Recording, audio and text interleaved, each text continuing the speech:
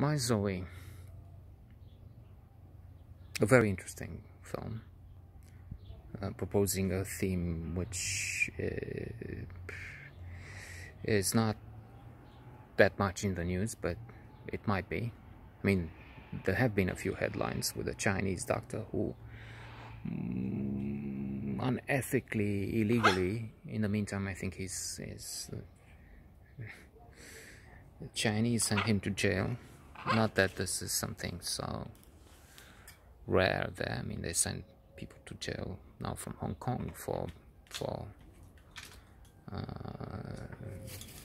opposing some idea of the eternal Xi, I mean, president for life. So in the case of that doctor, it was a good reason, because he worked on editing the genes of some infants to see if he can protect them from AIDS and I don't know what, but without getting the official approval, without asking parents. I don't know, in murky, to say the least, circumstances. So that was in the headlines some time ago. Termină. Lasă sticla aia în pace.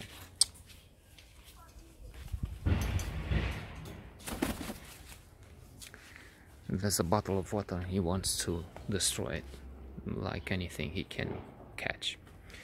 So Julie Delpy, a wonderful actress,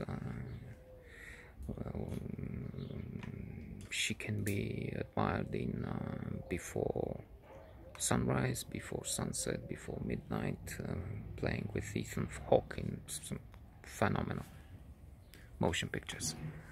Daniel Brühl, very good, German actor. And Richard Armitage, we have seen him in Berlin Station. So in the film, Julie Delpy is the protagonist, mother, married once to Richard Armitage's character, and then they're now separated, and they have to go through a moderator to arrange the timetable, the schedule for the girl Zoe, my Zoe. They have a girl who is, I guess, about 10 now, and maybe a little less, 7, 8. And so they share custody, but they do have some disputes over who can be with her this Sunday. She wants to, at one point in a conversation in the car, she wants to try and have 2 days changed, because she's a scientist and she has to travel somewhere. Anyway, tragedy strikes quite early, I guess before the half of the movie. The girl is dead, because she, it's not clear why. We have clues, elements, and then possibly an answer, but I would say this is not this is not a murder investigation. It's not the important aspect of the film. It's an accident in the end anyway, but as her mother is spending the night with her lover,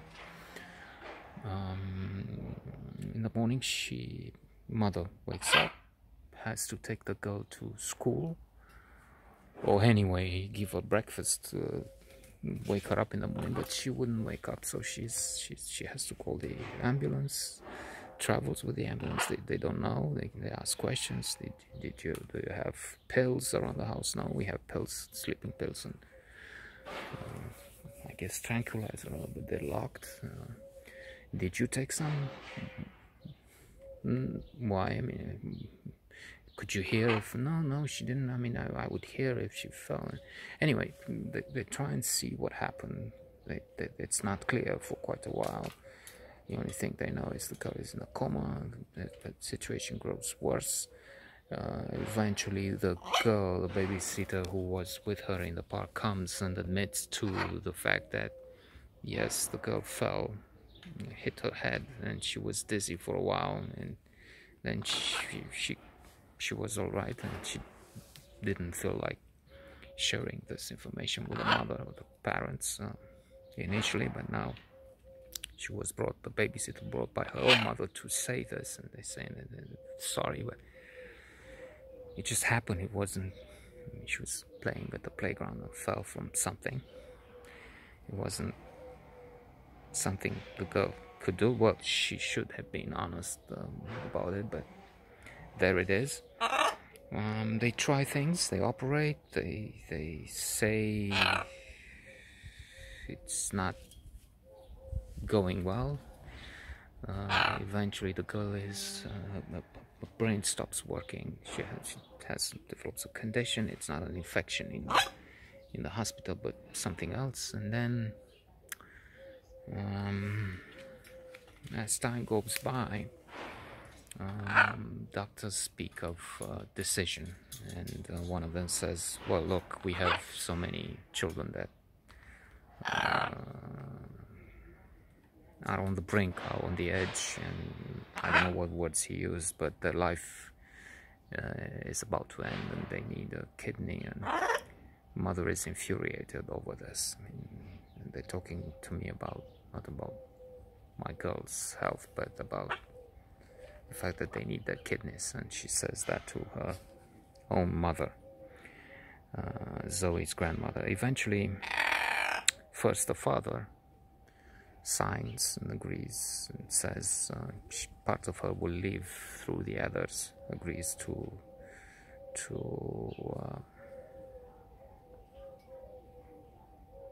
have her organs, whatever can be recuperated, used to give these organs to other children who need them.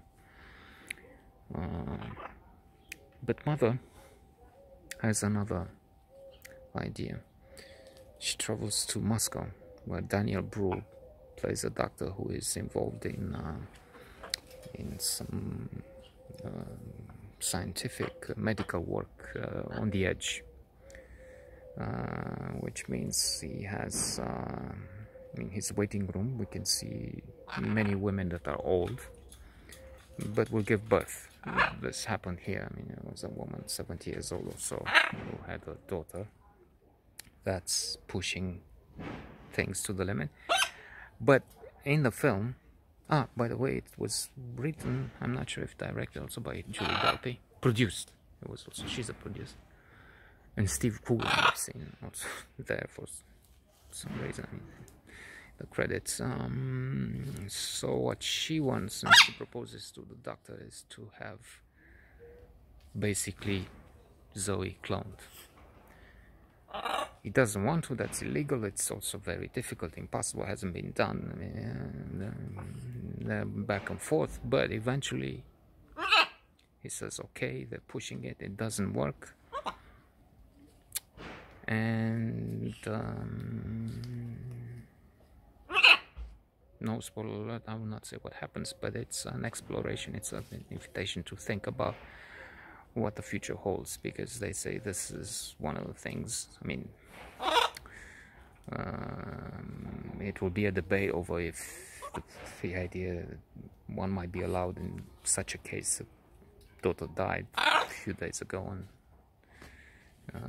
an attempt to have her back again in some other form, cloned, if that's in any way ethical. And film is interesting because they have conversations over that, pushing back and forth. No, it's not possible to think of the women who have children dying, war zones and so on. But then there's another thing which seems closer to see that the children born don't have diseases, to work on the genes, to see that the genes responsible for something that can cause problem, diseases in the baby's future, manipulated in such a way that it doesn't happen. So, well, good film.